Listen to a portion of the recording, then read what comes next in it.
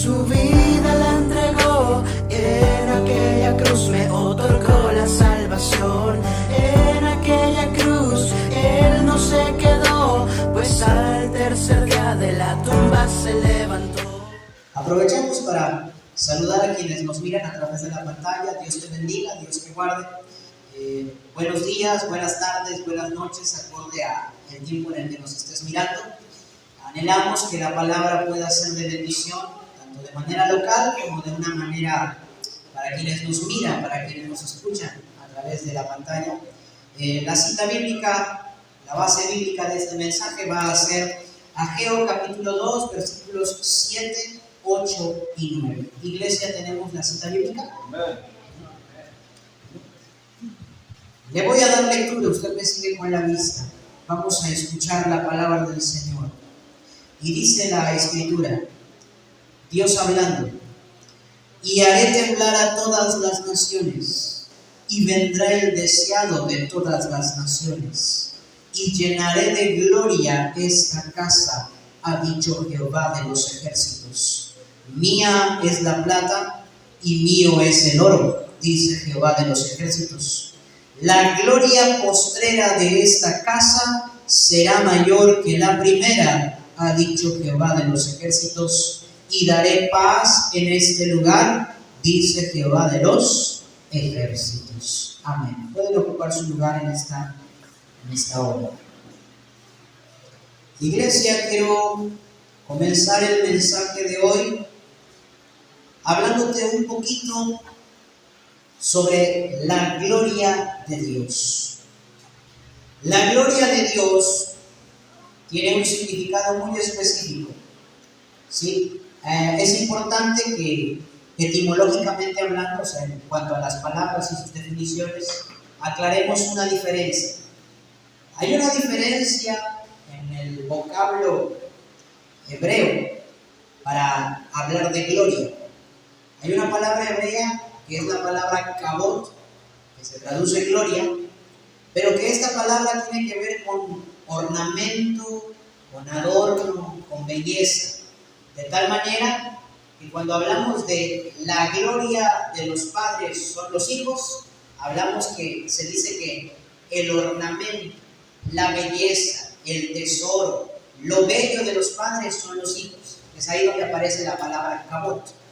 Pero cuando hablamos de una palabrita hebrea que yo creo que ustedes han escuchado, la palabra Shekinah en hebreo, ya estamos hablando de un término muy distinto. No estamos hablando de ornamento, ni de lo bello, ni de lo hermoso como tal. La Shekinah de Dios se refiere a la presencia misma de Dios. Es necesario hacer esa diferencia entre estos conceptos. Está la gloria kabod, que es lo hermoso, lo bello de Dios, pero también está la gloria Shekinah, que es la presencia misma de Dios. Gloria kabod y gloria Shekinah. Esto se distingue por el vocablo hebreo, por estas dos palabras hebreas. También hablamos, es preciso mencionarlo como dato curioso, que nosotros leemos en las Escrituras constantemente que Dios merece toda la gloria. De esto ya se deriva la palabra griega doxa, que significa expresión de alabanza. Al menos llévate estos tres conceptos a casa, por si no lo sabías, o al menos ahora ya vas a saber diferenciarlos. Gloria kabod, ornamento, belleza, adorno.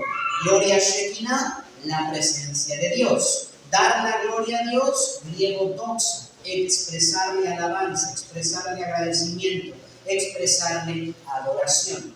Ahora, sobre estos tres conceptos, yo me quiero enfocar en el segundo del que te hablé, la gloria Shekinah, la presencia misma de Dios para este mensaje. El Salmo 19, verso 1 afirma: los cielos cuentan la gloria de Dios y el firmamento anuncia la obra de sus manos. Esto tiene relación con lo que el apóstol Pablo predica o escribe en la carta a los romanos, diciendo que lo invisible de Dios, su eterno poder y deidad se han hecho visibles a través de la creación, se han hecho visibles desde la creación del mundo. Se habla entonces de que la presencia, la existencia de nuestro Dios ha sido un testimonio palpable, visible, desde la creación del mundo. De tal manera que, como el salmista dice, los cielos cuentan, los cielos dan testimonio de que Dios existe, de que Dios es real y es el creador de todo. Pero ahora bien, a lo largo de la historia, en las Sagradas Escrituras, nosotros podemos apreciar que esta gloria Shekinah, que la presencia de Dios, descendió a varios lugares y que en estos lugares se mostraron características específicas. Y todo esto nos da una muy gran lección a nosotros, que nos puede llevar a la reflexión, nos lleva también a ser confrontados y que trae una gran enseñanza para nosotros. Es por eso que durante los próximos minutos yo quiero hablarte acerca de los lugares donde descendió la gloria de Dios. Y ahora compete preguntarnos, ¿cuáles fueron los lugares en donde descendió la gloria de Dios? ¿Cuáles fueron? Bueno, hoy para este mensaje te hablaré de 4 lugares en donde la gloria de Dios descendió. Y es necesario, es menester que cada creyente pueda escuchar atentamente el mensaje para descubrir el gran privilegio que posee, pero a su vez la gran responsabilidad que también debe llevar. Dicho esto, pasamos a analizar el primer lugar en donde la gloria de Dios descendió, y es en el tabernáculo. Pero antes de pasar a esto, permíteme explicarte esto. La cita que tú y yo acabamos de leer ocurre históricamente después del exilio, después de que Israel o el reino de Judá vuelve del exilio de Babilonia. Y este pequeño grupo, liderado por Zorobabel, se dedica a reconstruir sus casas, se dedican a reconstruir sus hogares, se dedican a sembrar, a plantar, a volver a formar su patrimonio cultural. Pero se habían olvidado de algo, de reconstruir la casa de Dios. Es así que Dios, a través del profeta Ageo, les da un mensaje de reprensión y les dice: hey, ustedes están muy cómodos en sus casas, pero se han olvidado de reconstruir la mía. Y es por eso que ustedes siembran mucho y cosechan poco. Van en busca de mucho grano y resulta que descubren que tienen muy poco grano, muy pocas cosechas. Se dan cuenta que el pulgón, la ponzoña y las plagas están comiendo sus cultivos, porque ustedes están enfocando en ustedes mismos y no se preocupan por construir mi casa. Ahora pues, vayan al monte, busquen madera y reconstruyan mi casa. Ese es el mensaje exhortativo de Ageo a Zorobabel y a toda la congregación que sale del exilio y que regresa a Judá. Rápidamente Zorobabel y el pueblo ponen manos a la obra y se dedican a reconstruir el templo. Y mientras lo están construyendo, de entre todo el grupo había algunos pocos que lograron ver el primer templo, el templo construido por Salomón. Y cuando ellos recuerdan y hacen la comparación del primer templo con el segundo templo, el escritor permite saber que muchos de ellos se sentían decepcionados y veían este segundo templo como algo pequeño, como algo sin valor, porque la gloria del primer templo era mucho más espléndida.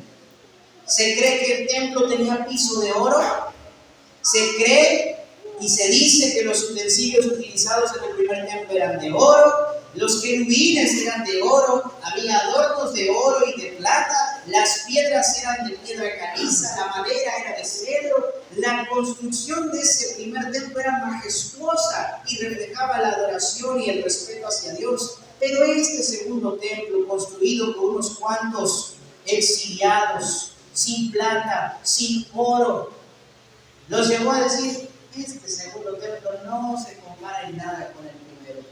Es insignificante. Y es entonces que Dios vuelve a hablar a través del profeta Ageo y les dice, a ver, yo de aquí a poco voy a hacer temblar todas las naciones y vendrá el deseado de todas las naciones. Después dice, mío es el oro, mía es la plata, dice Jehová.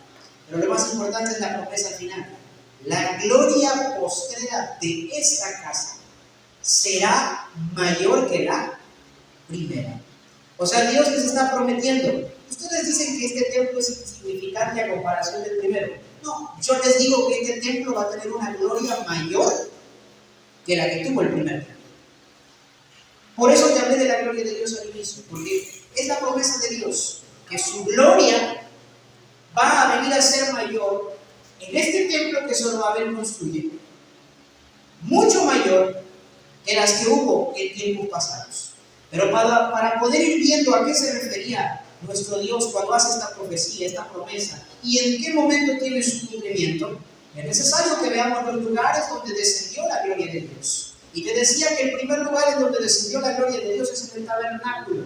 Éxodo capítulo 40, versículos 34 y 35 nos permiten saber que Moisés siguió las instrucciones de Dios para poder hacer el tabernáculo que Dios le había mostrado en el monte Sinaí. Y que una vez que se terminó la obra y que Moisés terminó de construir todo lo que Dios le había dicho, dice la escritura en Éxodo 40:34, entonces una nube cubrió el tabernáculo de reunión y la gloria de Jehová llenó el tabernáculo. Y no podía Moisés entrar en el tabernáculo de reunión porque la nube estaba sobre él y la gloria de Jehová lo llenaba. La gloria de Dios, la presencia misma de Dios, vino a habitar en el tabernáculo que Dios le ordenó construir a Moisés. Y entonces es aquí el primer lugar donde la gloria de Dios desciende. El tabernáculo fue algo que Dios le mandó a Moisés construir. Y vamos a ir viendo los aspectos relevantes en cada historia. Lo primero que vemos es que cuando la gloria de Dios desciende sobre el tabernáculo, Moisés ya no pudo entrar, porque la gloria de Dios llenaba todo el lugar, llenaba todo el tabernáculo. Ahora bien, el tabernáculo, mis hermanos, fue el punto donde la presencia de Dios habitaba con el pueblo de Israel. Es ahí donde se hacían los sacrificios y donde se le rendía adoración a Dios, donde los sacerdotes hacían sus labores. Es ahí donde se encontraba el propiciatorio, la mesa de la proposición y todos los utensilios que se mencionan en el Antiguo Testamento. Y este fue el primer lugar donde la gloria de Dios descendió, donde la presencia de Dios descendió para habitar con su pueblo. Pero quiero que recuerdes este dato importante. Una vez que la gloria de Dios entró y lo llenó al inicio, Moisés no podía entrar. No podía entrar porque la gloria de Dios llenaba el tabernáculo. Ahora bien, el tabernáculo fue usado aproximadamente 440 años.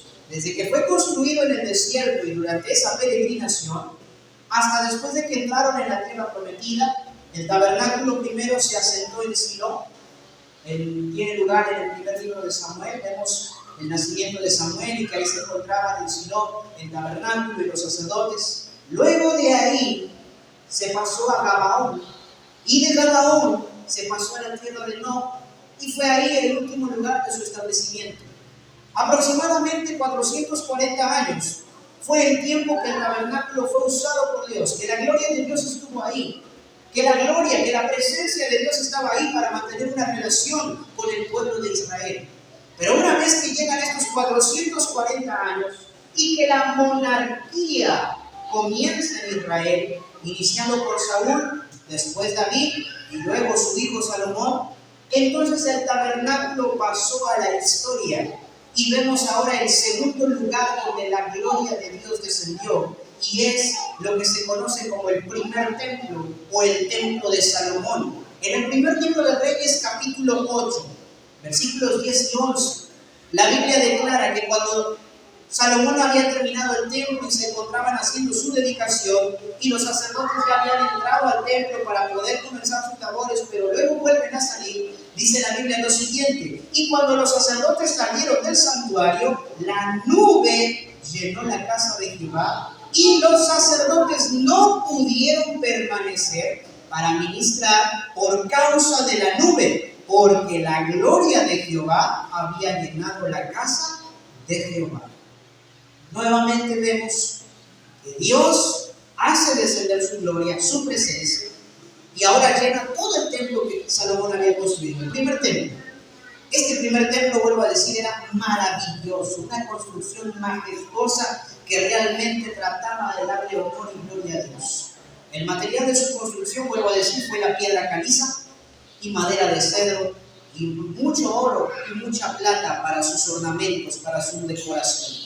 Se cree que el templo se construyó aproximadamente en el 966 a.C. y que terminó en el 959 a.C. Varios años tomó la construcción de este templo. Era un lugar majestuoso. Su estructura era demasiado grande. Contaba con un patio, con el atrio grande, casi del mismo tamaño del edificio del templo. Además del patio, nos encontramos con el lugar santo y luego el lugar santísimo. Los utensilios aquí adentro también eran de oro: el candelero, las mesas, las tenazas, los tenedores, todo lo que se usaba, todos los materiales eran de oro o eran de plata, eran de lo más hermoso que había. Salomón se esforzó en que el templo de Dios realmente, en términos humanos, obviamente hablando, estuviera a la altura del Dios al que servían, del Dios al que adoraban, del Dios al que estaba dedicado este templo. El templo de Salomón fue usado para el culto a Dios aproximadamente 390 años. Aproximadamente. Fue el tiempo en el que el templo se usó, se hicieron los sacrificios ahí. Ahí fue donde se rendía culto, donde se rendía adoración al Señor. Ahí era donde se le cantaba, donde se hacían los sacrificios. Y notemos que cuando la gloria de Dios descendió también por primera vez a este templo y lo llenó, los sacerdotes tampoco pudieron entrar. Los sacerdotes ya no pudieron continuar con su labor, y la escritura es clara, porque la gloria de Dios había llenado la casa de Jehová. Pero Israel cayó en idolatría, Israel cayó en pecado, y como consecuencia Dios permitió que este primer templo fuera destruido juntamente con toda la ciudad. La Biblia nos dice que los babilonios fueron autorizados por Dios, porque Dios se lo permitió, para tomar la ciudad, para destruir el templo y llevarse a la gente cautiva a Babilonia. Pero antes de que el templo fuese destruido humanamente o físicamente, la Biblia nos permite saber en el libro del profeta Ezequiel, desde el capítulo 8 hasta el capítulo 11, una visión que el profeta tiene, en donde ve que la gloria de Dios se eleva del propiciatorio y se va hacia el este. Y Dios le hace entender a Ezequiel que en esta visión él está diciendo: mi gloria, mi presencia ha abandonado este templo, porque está lleno de corrupción, y porque los que me sirven y supuestamente me adoran ahí están llenos de falsedad, están llenos de hipocresía, están llenos de toda cosa que yo odio y aborrezco, dice el Señor. Por eso, Ezequiel, mi gloria está abandonando el templo. Antes de haber sido destruido físicamente, Dios le dejó saber a Ezequiel que el templo ya estaba en ruinas desde el momento en el que Israel cayó en pecado, cayó en idolatría y comenzó a realizar las cosas en el templo de una manera superficial. Y la gloria de Dios también abandonó ese templo, y ese templo fue destruido por los babilonios. Este es el segundo lugar donde la gloria de Dios descendió, pero del único lugar que se tiene registro que Dios mismo dice: mi gloria ha abandonado este templo, mi presencia ya no está en este templo. Pasaron 70 años de cautiverio, de exilio en Babilonia, y después llegamos al tiempo de Ageo, un pequeño grupo, un pequeño remanente regresa de Babilonia y ahora llega al reino de Judá y comienzan a reconstruir sus ciudades, y después de una reprimenda de Dios se enfocan en reconstruir el templo y construyen este segundo templo durante el gobierno de un hombre llamado Zorobabel, lo que te contaba al inicio. Este segundo templo no se comparaba en nada con el primero, como te lo dije hace unos minutos.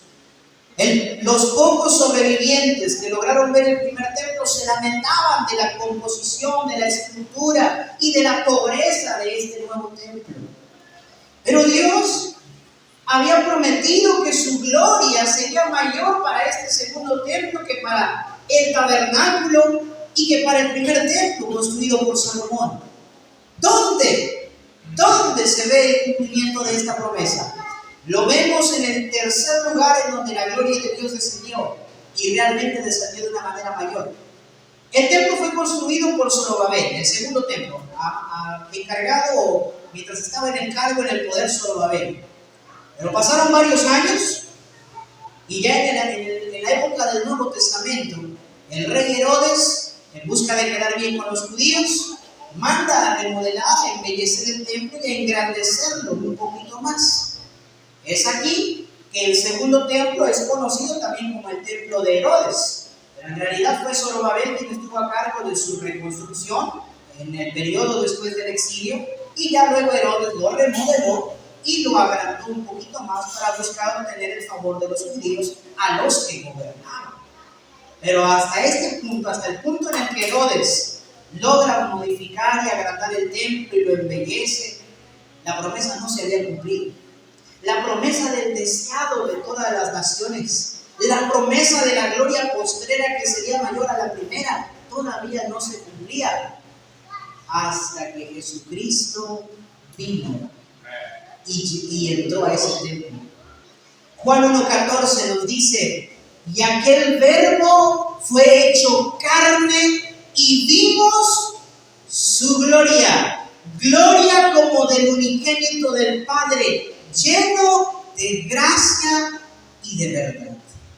Jesucristo, el Hijo de Dios, el Verbo encarnado, es la imagen misma de su sustancia, dijo Pablo, porque en él habita corporalmente toda la plenitud de la deidad. Jesucristo es la gloria de Dios, pero de una manera tan cercana a nosotros como ninguno lo experimentó. De tal manera que el apóstol Juan en sus cartas dice: esto es lo que hemos oído, lo que hemos visto, lo que palparon nuestras manos tocante al verbo de vida. Por eso Juan dice: vimos su gloria, el verbo habitó entre nosotros, gloria como del unigénito del Padre. La gloria de Dios que se presentó en el tabernáculo, que se presentó en el primer templo, era la misma gloria, pero ahora en el cuerpo de nuestro Señor Jesucristo. Y esta promesa del Señor que dijo: vendrá el deseado de todas las naciones y llenaré esta casa con una gloria postrera que será mayor que la primera, se cumple en Juan capítulo 2 desde el versículo 3 en adelante. Dice la Escritura que se acercaba la fiesta de la Pascua y Jesús subió a Jerusalén y entró en el templo. Y entrando en el templo, dice que con toda calma se preparó un azote, un látigo de cuerdas.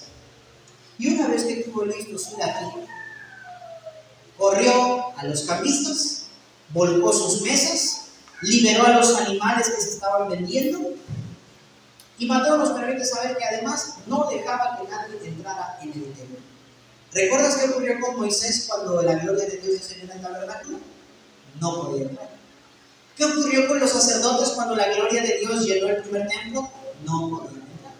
¿Qué ocurrió en el templo cuando Cristo entró? Lo purificó. Y la gente que estaba haciendo malas cosas allá adentro no podía entrar. Nota ese paralelismo en esos casos. Y la gloria de Dios entró en este segundo templo, y vaya que era una gloria mayor que la primera. porque era Cristo mismo, el Hijo de Dios, en el templo. El Hijo de Dios entró en este segundo templo y ahí es donde tiene el primer cumplimiento de la profecía, la promesa del Señor. Vendrá el deseado de todas las naciones y la gloria postrera de esta casa será mayor que la primera. Mis hermanos, esos tres puntos históricos, estos tres momentos históricos son importantes para nosotros.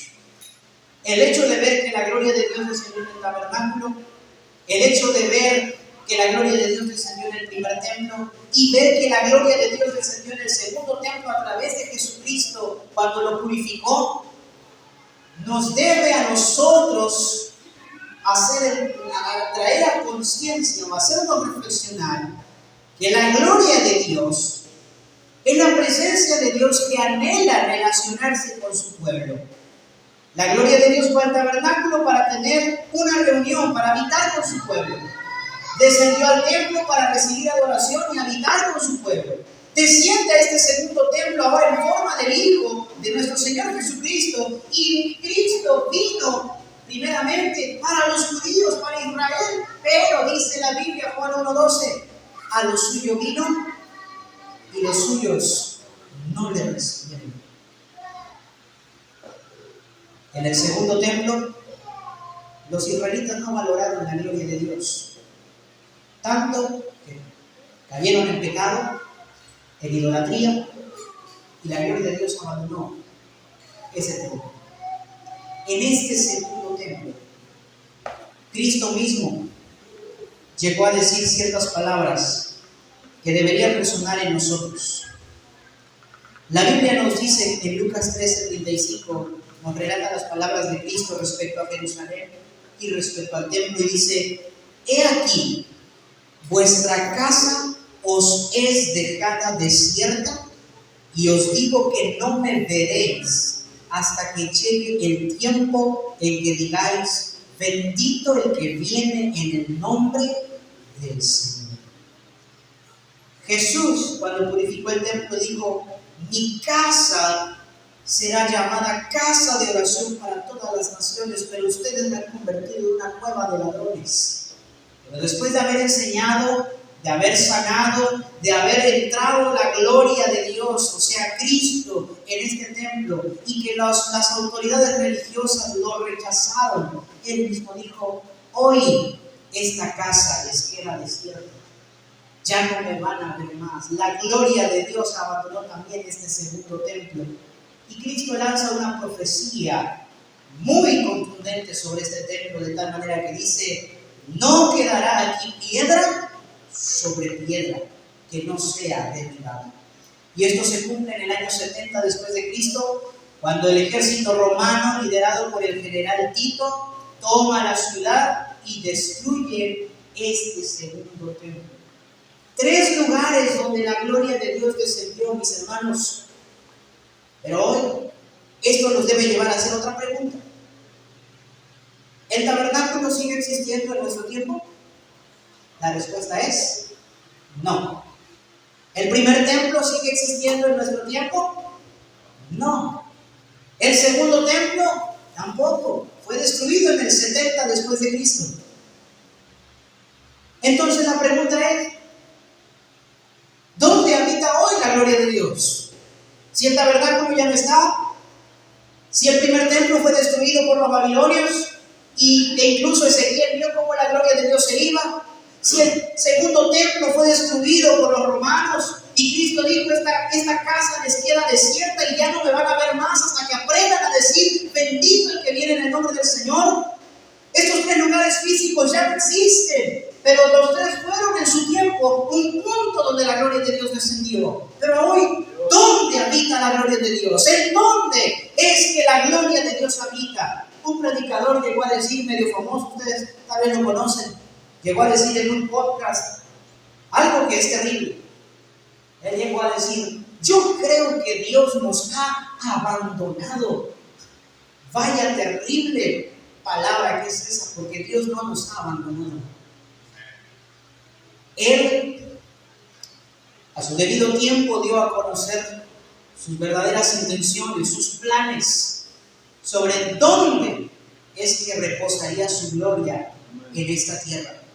Y es así que entramos al cuarto lugar en donde la gloria de Dios descendió, que es el cuerpo de Cristo, o sea, la iglesia. Ese es el cuarto lugar en donde la gloria de Dios descendió. Jesús, cuando purificó el templo con el azote de cuerdas y expulsó a todos, los líderes religiosos le dijeron: ¡hey! Ya que haces esto, muéstranos una señal. ¿Con qué autoridad haces esto? Jesús fue paupérrimo y les dijo: la única señal que yo les voy a dar es esta. Destruyan este templo y en 3 días yo lo voy a levantar. Los fariseos dijeron: en 46 años se fundó, se edificó este templo, ¿y te atreves a decir que tú en 3 días lo vas a levantar? Y el apóstol Juan, en Juan capítulo 2, añade este comentario y dice: pero Jesús hablaba del templo que es su cuerpo, de tal manera que cuando Él resucitó de entre los muertos, sus discípulos se acordaron de que había dicho estas palabras. Cristo hablaba de su cuerpo como un templo, y el cuerpo de Cristo está compuesto por miembros, y adivina, bueno, no adivines, y ¿sabes algo? ¿Quiénes son esos miembros? Ustedes. De tal manera que Pablo le escribe a la iglesia de Corinto en la primera carta, capítulo 3, verso 16: ¿no sabéis que sois templo de Dios y que el Espíritu de Dios mora en vosotros?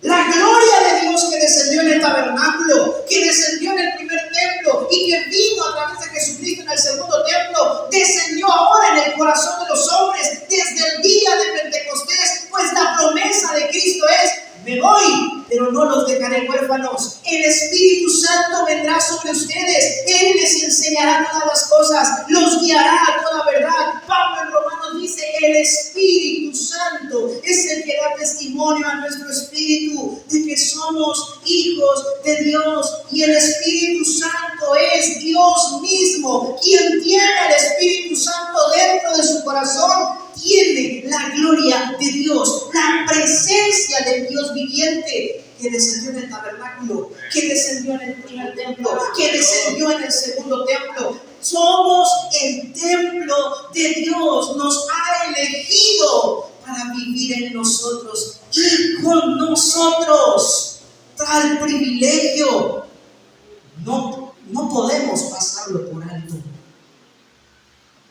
Dios no habita en templos hechos por manos humanas, dice la Escritura, pero siendo el dueño de absolutamente todo, teniendo el trono en los cielos y la tierra siendo el estrado de sus pies, Él en su misericordia y soberanía eligió venir a morar en tu corazón. Jesucristo dijo: el que me ama, mi palabra guardará, y yo le amaré, y mi Padre le amará, y vendremos a Él y haremos morada con Él. Mis hermanos, y esto es lo único que aún sigue vigente. La única manera en la que la gloria de Dios se manifiesta en esta tierra es a través de la iglesia, porque la iglesia tiene al Espíritu Santo, porque la iglesia es el cuerpo de Cristo, es el templo de Dios. Pero ahora esto viene con una advertencia. Ya te hablé del privilegio, ahora viene la advertencia. Ahí mismo, en 1 Corintios 3, 16, donde Pablo nos dice: somos templo de Dios y el Espíritu nos anhela celosamente.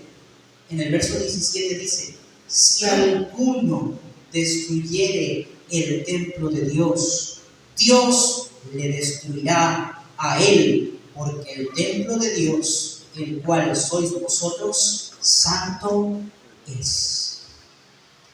He ahí una advertencia que no puedes pasar por alto. Quiero que recuerdes un hecho que se repitió en los 3 acontecimientos pasados. La gloria de Dios descendió en el tabernáculo y Moisés no pudo entrar. La gloria de Dios descendió en el primer templo. Los sacerdotes no pudieron entrar. La gloria de Dios a través de Jesucristo descendió al segundo templo y la gente ya no pudo seguir con lo que estaba haciendo. Si la gloria de Dios entró en tu vida, si el Espíritu Santo de Dios entró en tu vida, algo tuvo que haber cambiado. Tiene que haber un cambio obligatoriamente. ¿Por qué Moisés? ¿Por qué los sacerdotes? ¿Y por qué la gente que estaba en el templo en el tiempo de Jesús vieron que sus labores habían sido interrumpidas cuando la gloria de Dios descendió? Porque la gloria de Dios es la santidad de Dios, la pureza perfecta de Dios. Y el hombre, tanto Moisés, todos los sacerdotes y mayormente los que estaban en el templo en el tiempo de Jesús, aunque Moisés y los sacerdotes tenían cierto nivel de santidad, cierto nivel de aprobación delante del Señor, seguían teniendo algo llamado naturaleza pecaminosa. Y si entraban en contacto con la presencia misma de Dios, que es santa, inmutable, perfecta y pura, ¿qué le pasaría al hombre al entrar en contacto con un Dios tan santo? Moría. Por eso no podían entrar, porque morían. Hoy, que la gloria de Dios vive en nosotros a través de Jesucristo, de la iglesia. ¿Qué nos enseña esto? ¿Qué principio vemos en esto? Que si la gloria de Dios está en ti, el pecado ya no puede formar parte de tu vida. Ya no te puedes seguir deleitando, o disculpen el término, ya no te puedes seguir revolcando en la misma suciedad sin que tú te sientas insatisfecho. Porque hoy entiendes que la Biblia te dice: el templo de Dios eres tú y es un templo santo. Pero parece que olvidamos que Moisés ya no pudo entrar, parece que olvidamos que los sacerdotes ya no pudieron entrar, parece que olvidamos que los cambistas ya no pudieron seguir convirtiendo la casa de Dios en una cueva de ladrones. Pero nosotros seguimos manteniendo amistad con el mundo y al mismo tiempo queremos mantener amistad con Dios. Queremos amar a Dios y al mismo tiempo amar al mundo. Queremos ser amigos de Dios y convertirnos en aliados del enemigo de tanto en tanto. Dejamos y seguimos permitiendo que el pecado siga haciendo sus estragos en nuestro cuerpo, olvidándonos de que somos el templo de Dios y que no puede haber comunión entre el templo de Dios y el pecado. O eres templo de Dios, o eres amigo del mundo.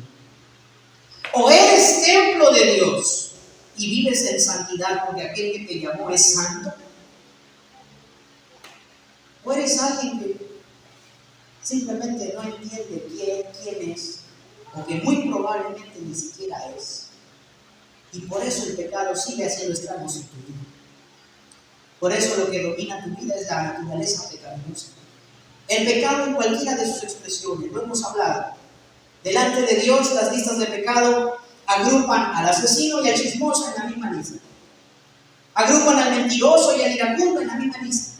Agrupan al adúltero físico y al que adultera en su corazón en la misma lista. Ponen al hipócrita y al idólatra junto con el brujo en la misma lista. Y la misma consecuencia es para todos. Los que practican esas cosas no heredarán el reino de Dios. Si alguno destruye el templo de Dios, Dios le destruirá a él, porque el templo de Dios, el cual sois vosotros, santo es. Escrito está: sed santos, porque yo soy santo. Sed pues imitadores de Dios como hijos amados.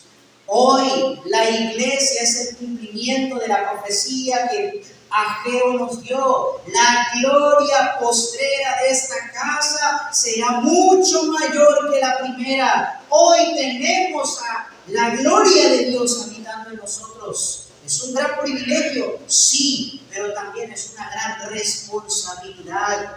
Debes vivir en santidad, querido hermano, querida hermana. No puedes seguir dejando que el pecado haga los estragos que quiere en tu vida. No puedes seguir siendo guiado por la naturaleza pecaminosa. Es claro, yo sé, todos continuamos pecando, seguimos estando en este mundo y cometemos pecado, pero hay una gran diferencia en cometer pecado y practicar el pecado. Si hemos pecado, dice Juan, confiesa tus pecados, tienes un abogado delante del Padre, pero el que practica el pecado es del diablo, porque el diablo peca desde el principio. Esto nos debe llevar a examinarnos, querida iglesia, que el anhelo de Dios siempre había sido el de vivir dentro de ti. De tal manera que primera carta a los Corintios, capítulo 12, verso 13, de tal manera que la segunda carta a los Corintios, capítulo 6, verso 16, Pablo habla y dice que Dios había prometido lo siguiente: habitaré y andaré entre ellos, y seré su Dios, y ellos serán mi pueblo. Peña de Oreb, si tú eres el pueblo de Dios, si tú eres el templo de Dios, vivirás en santidad. Ya no tendrás relación con el pecado. El pecado ya no te debe esclavizar, ya no te debe dominar. Y si has pecado, automáticamente el Espíritu Santo te va a redarguir y te llevará a humillarte ante tu Señor. La gloria de Dios es la misma presencia de Dios. Peña de Oreb, estos son los lugares donde la gloria de Dios descendió. Vimos que descendió en el tabernáculo, vimos que descendió en el primer templo, vimos que descendió en el segundo templo, pero hoy ninguno de esos lugares existe. No hay registro de ellos.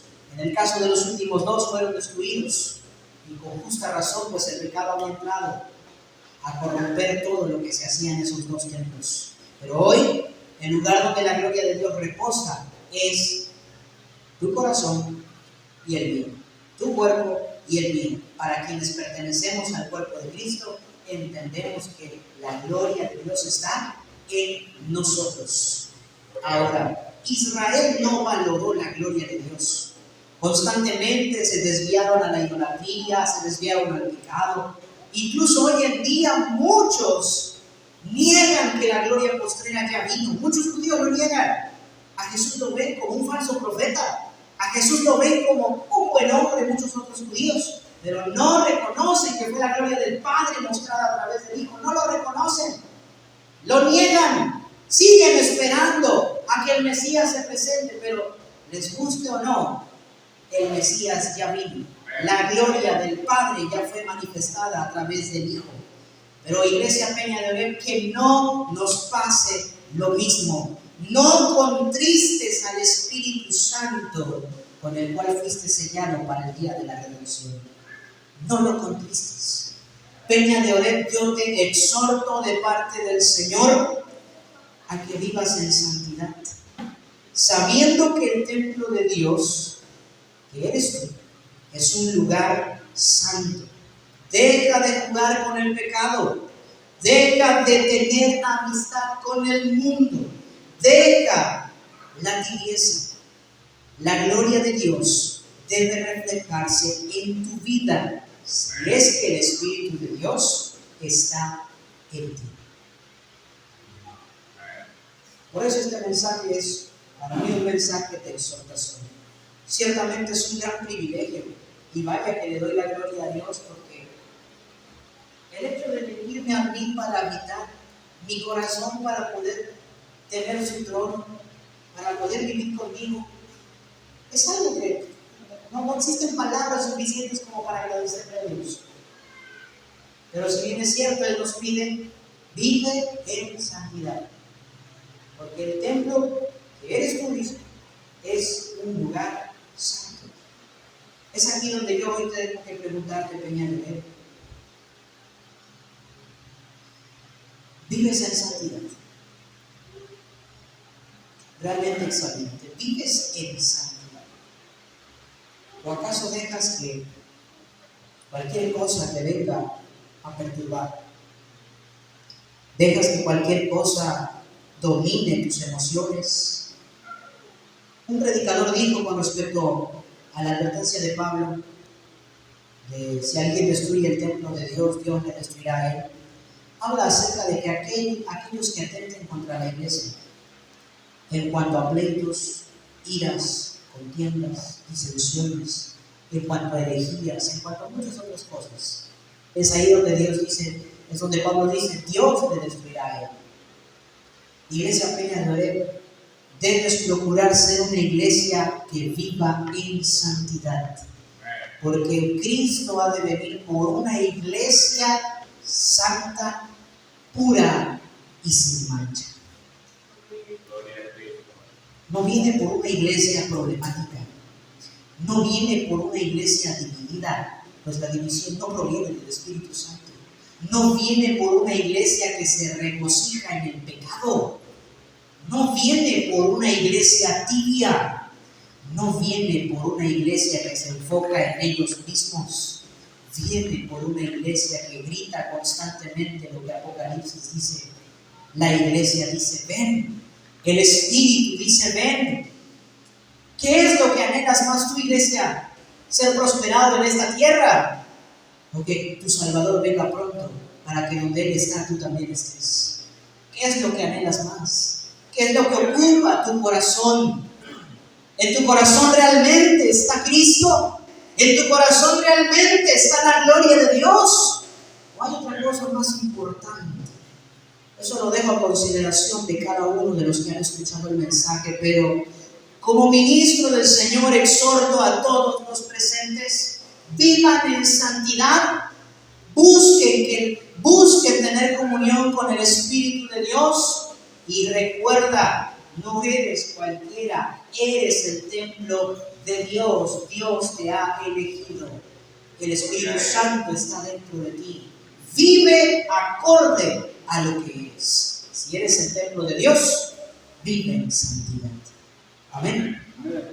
Te invitamos a ponerte de pie en esta hora. Vamos a ponernos de pie y vamos a orar delante de Dios. Hoy has escuchado el gran privilegio que tienes, pero también la gran responsabilidad que esto conlleva. Vamos a tomarnos un tiempo para orar. Vamos a darle gracias a Dios primeramente.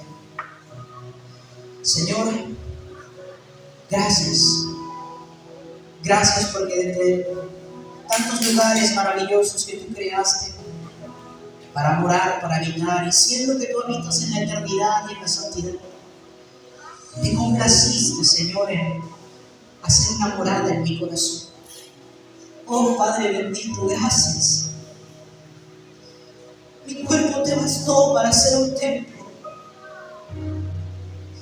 A través de Jesucristo, Señor, nos permites tener tu gloria dentro de nosotros. Nos has dado el Espíritu Santo. Hoy habitas con nosotros y en nosotros según la promesa del Consolador. Perdónanos, Señor, porque a veces contristamos a ese Espíritu maravilloso que nos has dado.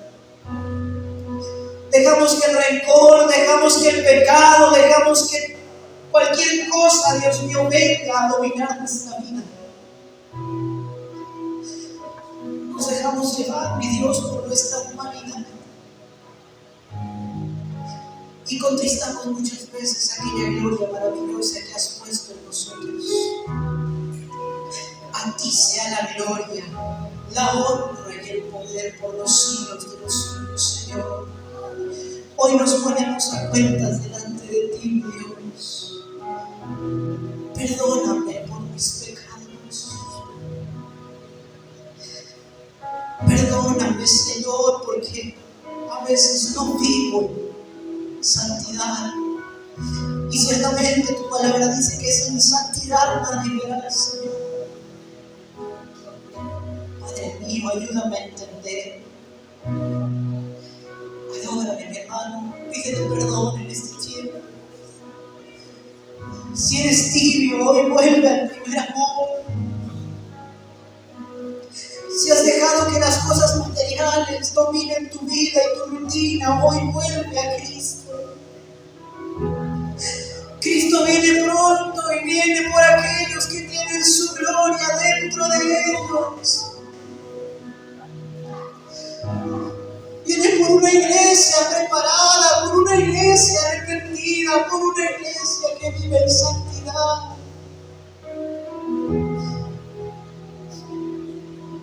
Oh Señor, Cristo bendito. Dale la gloria al Señor en tu tiempo. Dale las gracias porque Él vive en ti. Tal vez no te sabes el canto, pero en tus propias palabras puedes decirle: te doy gloria. Te doy la gloria porque sé que vives en mí, porque sé que me has escogido como tu templo. Te doy la gloria. Te alabo. Te reconozco como mi Señor y como mi Salvador. Obra con poder y con autoridad, Señor. Que hoy ninguno de nosotros salga siendo el mismo. Al que está sentado en el trono es digno de toda la gloria, de toda la honra, de todo el reconocimiento. Hoy nos rendimos a ti. Hoy te glorificamos, hoy te alabamos, Señor. Con nuestras gargantas te exaltamos. A ti sea toda la gloria, mi Dios, toda la gloria y toda la honra.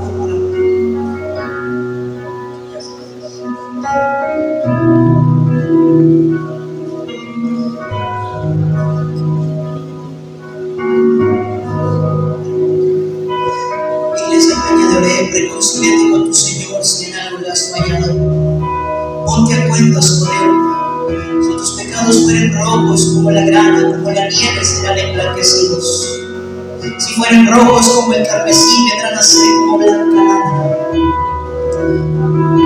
Dile al Señor que hoy ocupe el trono de tu corazón y que de ahí, de ahora en adelante, nada ni nadie lo quite.